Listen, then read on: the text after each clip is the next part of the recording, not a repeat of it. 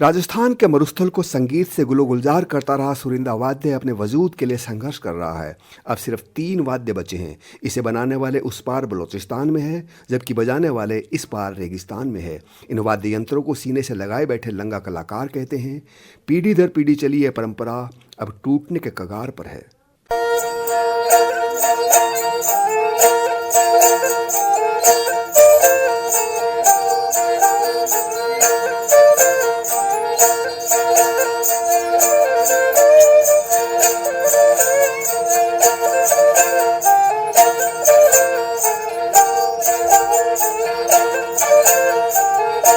बियाबान सहरा की तपती रेत पर जब बरसात की बूंद गिरती और कोई फनकार सुरिंदा पर धुन बिखेरता, क्या परिंदा क्या दरख्त सब झूम उठते।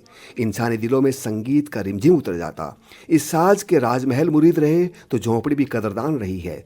रेगिस्तान में जब भी कोई दिल उदास होता, सुरिंदा की स्वर लहरी गमो जिंदगी को खुशियों में बदल देती थी। पर अब साज खुद उदास है। लंगा कलाकार लाल खान इसका सबब बयान करते हैं।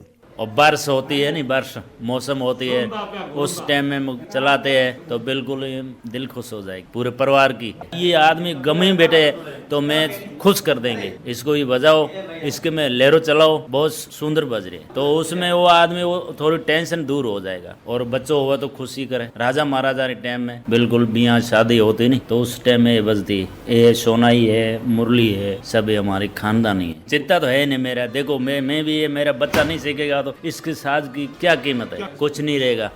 इन फनकारों के हाथ अब महज 3 वाद्य यंत्र बचे हैं। सीमावर्ती जैसलमेर जिले के रमजान को यह कला विरासत में मिली है। कभी उनके पुरखे ये साज बलूचिस्तान से लाए थे, तब धरती ऐसे बंटी हुई नहीं थी। रमजान अब बेबसी के साथ कहते हैं, साज तो यहाँ पर मिलते ही नहीं साहब, ये मिलते हैं अस्पताल। वहाँ पर बलोच बजा रहा उसके पास है, वो बिना वनाला वहाँ है। मेरा पहली आवन जावन था खुली थी। जब मेरा पिता डाडा वहाँ गया, जब उनके पास दिखा, ले आया आपसी 100 साल होगी, 100 साल ऊपर होगी। बच्चे से ज्यादा रख, जो बच्चा रखना है यहाँ जहाँ इसको रखना। पुराना बहुत है। आज ये कोई जोखम हो जाओ तो बिना वनाला यहाँ पर कोशिश तो कर रहे, हर को बता रहे हो मेरे को बिना दियो। वो कहता मेरे बिनता नहीं, मैं बजा रही है, मेरे बच्चे बजा सी, एक सीखता जा रहे है।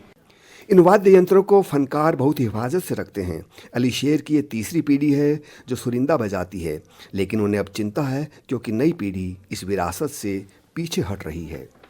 आगे के लिए कोई नहीं, बच्चे नहीं बजा रहे, नहीं कर रहे हैं। हम जो घर वाले हैं वो कोशिश कर रहे हैं कि इनको बजाओ, लेकिन वो कह रहे हैं कि हम नहीं बजाने के लिए नहीं करेंगे, हम तो कोई दूसरा काम करेंगे, पढ़ाई करेंगे और कुछ काम करेंगे। बहुत चिंता की बात है। 3 पीढ़ियों से तो मुझको भी ध्यान है, आगे से तो क्या पता है। मैं भी खुद इनका जो मेरा पिताजी चला रहा था, अब ये देख के सोचते हैं कि पिताजी भी चला गया। नहीं तो ये चीज किसी के पास मिलती है, बहुत दूर से लाता है तो वो भी नहीं मिल रही है यहाँ पे। जो पहले किसी भी हिसाब से आ गई, अभी तो नहीं आने की जाने की बहुत समस्या है।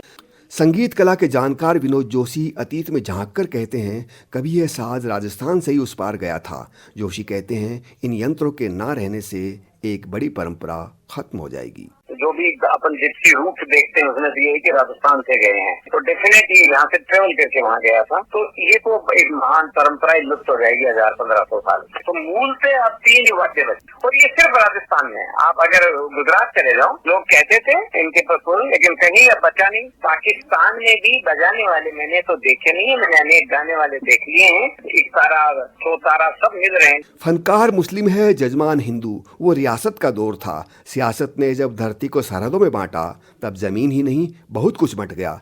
सरहदें संगीनें तो सहेजती है, लेकिन संगीत के साज नहीं। ऐसे में सुरिंदा की फरियाद कौन सुनेगा। नारायण बारेट, जयपुर।